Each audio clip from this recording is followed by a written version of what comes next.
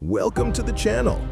What if the greatest weapon in a war was not a tank, not an army, not a bomb? What if it was a story? And what if the man at the center of that story was never sure he deserved to be there? Stay until the end. This one is about love, myth, and two men who could only see each other through a scope.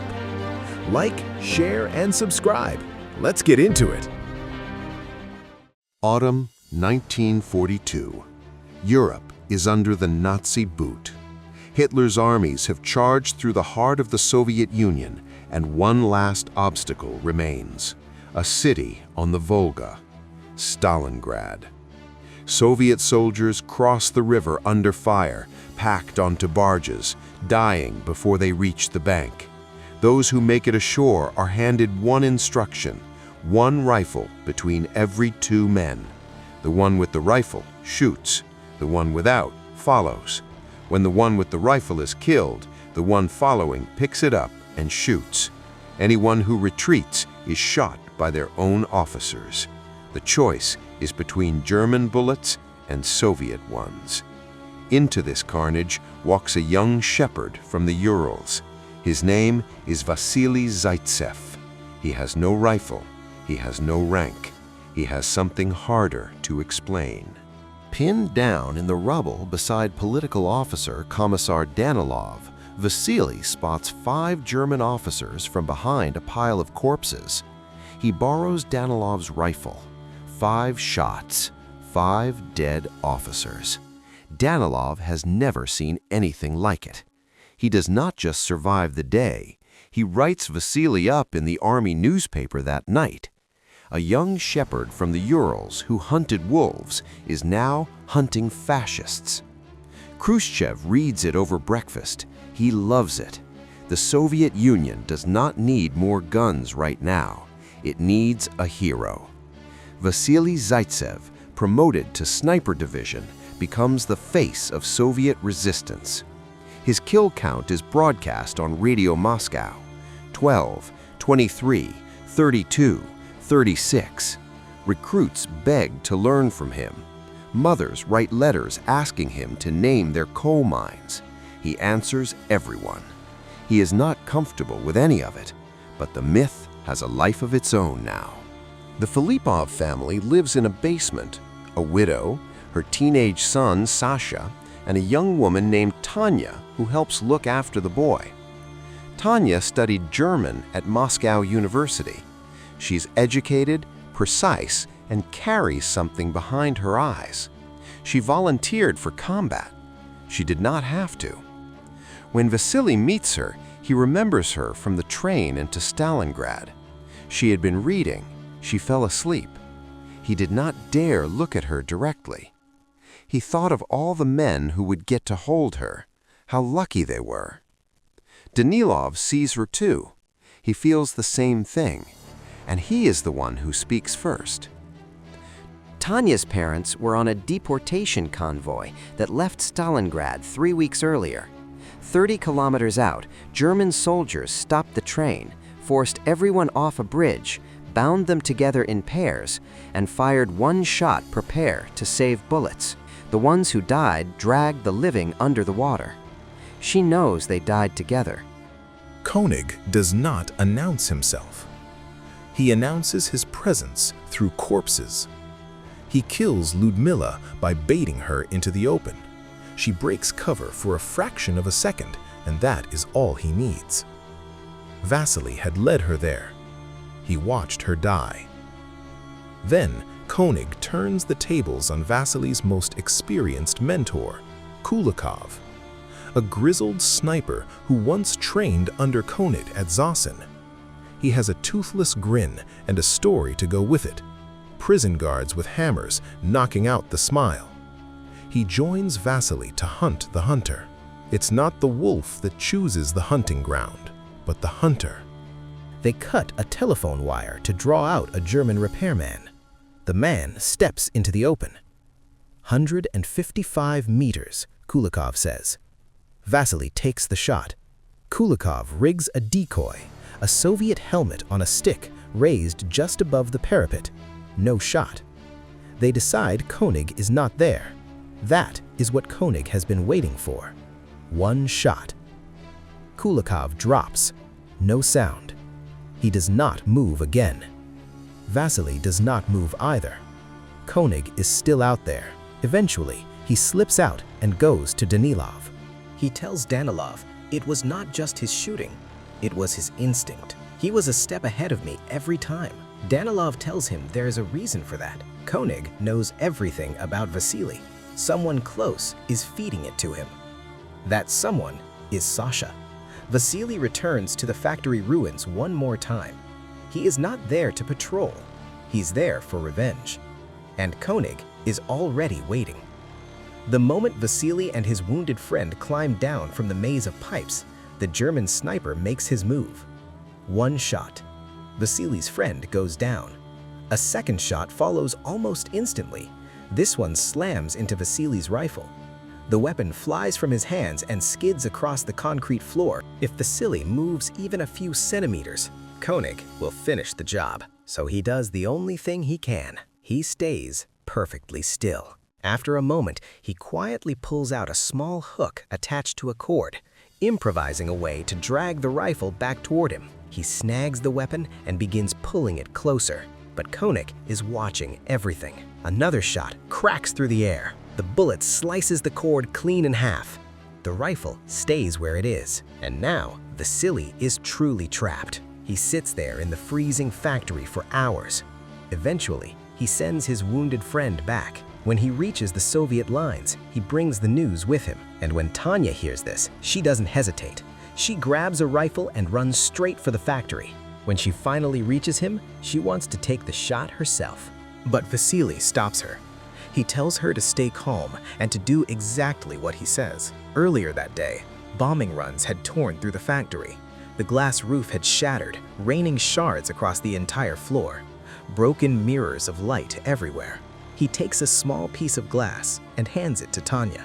She waits for his signal, adjusts the shard, and then, for a split second, sunlight flashes straight into the sniper's eyes. He explodes up from the floor, grabs his rifle and fires. The bullet strikes König. The German sniper is wounded, but he is not dead. Sasha is a boy living in a basement in the most destroyed city on Earth. König finds him, befriends him, gives him chocolate. He asks about Vassili, gently, like a man genuinely interested. Where does he go? What does he eat? Does he love the girl? Will they marry? Sasha tells him everything. König also uses Sasha as a conduit in reverse, telling him directly where he plans to be. He confides his location, the water tower by the exit of the train station, knowing Sasha will carry it straight to Vassili. König eventually works out that Sasha is the leak. He has been giving away positions, movements, everything. König draws his final use from the boy by hanging him as bait, displaying Sasha's body to lure Vassili out of cover. It is not a duel. It is an execution used as a trap. This is the moment the film reveals who König truly is. Not a nobleman playing a gentleman's game. A man who will kill a child to win.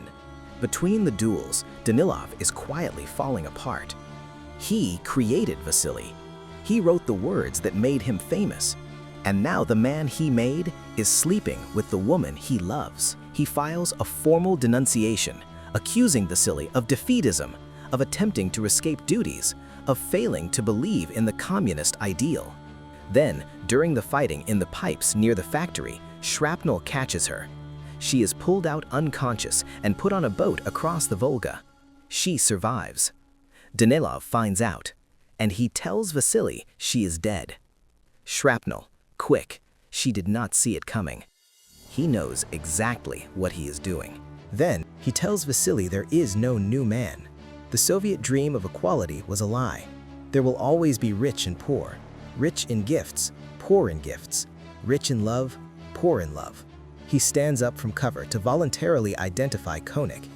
He draws König's shot. This reveals his hideout, and Vassili uses it to kill him. König is dead. Danilov is dead. The man who built the myth and the man who outlived it stand on opposite sides of the same silence. But the battle does not stop for grief. The Soviets push. The Germans, encircled, starving, stripped of resupply, have nowhere left to go. On February 3, 1943, after 180 days of combat in the ruins of one city, Germany surrenders at Stalingrad. Hundreds of thousands of German prisoners march through the rubble they could not take.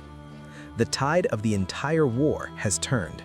Vassili searches every hospital list for Tanya's name. She is not there. He goes from building to building. No record. She had written to him 3 times. Then, in the ruins of a building across the river, he finds her, wounded, alive. And that's Enemy at the Gates, a story about what war makes of men, the myths it builds, the lies it needs, and what survives when the guns finally go quiet. Who did you feel for most?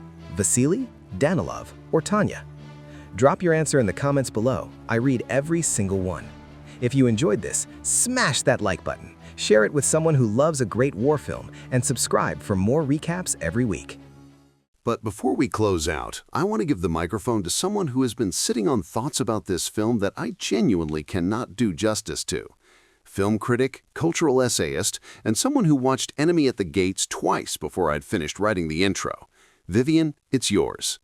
Thank you, Marcus. You told the story with real precision.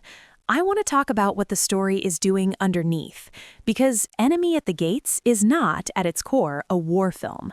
It is a film about the violence of narrative, about what happens when a real human being is converted into a symbol, and what it costs him and everyone who loves him to maintain that symbol under fire. The film's first tell is whose voice opens it. We do not enter this story through Vassili. We enter it through Danilov, the man who is about to construct him. Danilov sees 5 dead German officers, and his first thought is not, "We might survive this." His first thought is, "Article."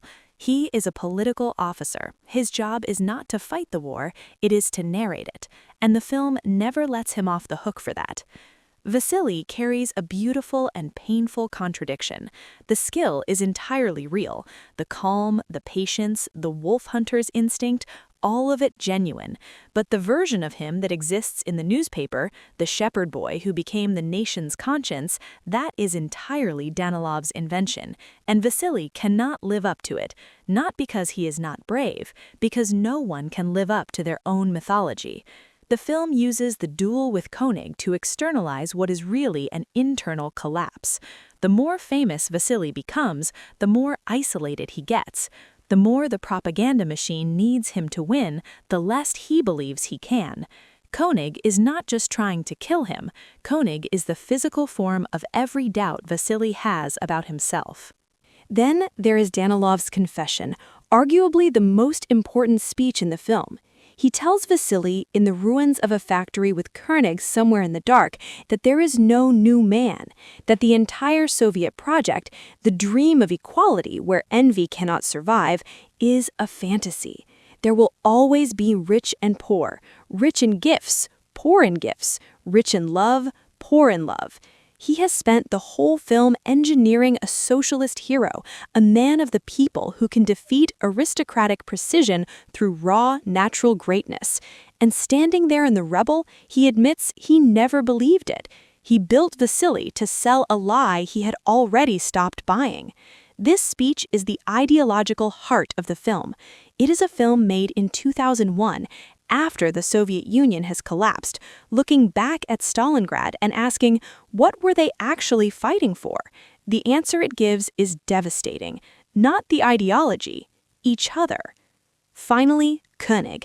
The film is careful not to make him a monster for most of its running time. He is disciplined, methodical, and conducting himself with a kind of cold professionalism that almost reads as honor, until Sasha. The moment König hangs a child's body as bait, the film collapses whatever moral symmetry it had been building between the two snipers. Vassili would never do that, and the film knows exactly what it is doing. That is the film's answer to the class struggle framing Danilov set up at the beginning. The nobleman from Bavaria, when pressed to his absolute limit, will sacrifice the child. The shepherd from the Urals, when pressed to his, answers letters from miners. One of these men has something worth protecting. The film tells you which one by showing you what each does when no one is watching. Enemy at the Gates is a flawed film. Its romance is compressed, its history is shaped for drama, and it was made by a French director with a mostly British cast about Russians and Germans in 1942. And there is one more irony worth sitting with. The duel at the center of the film, Vassili Zaitsev against Major König, is historically disputed. Historians, including Antony Beevor, have questioned whether König existed at all. The Soviet account was almost certainly shaped by the same propaganda machine the film is critiquing. A film about the violence of myth-making may itself be built on a myth. That does not make it less interesting, it makes it more. But underneath all of that, it is asking a question that has not aged a single day. What do we owe the people we turn into symbols, and what does it cost them when we do?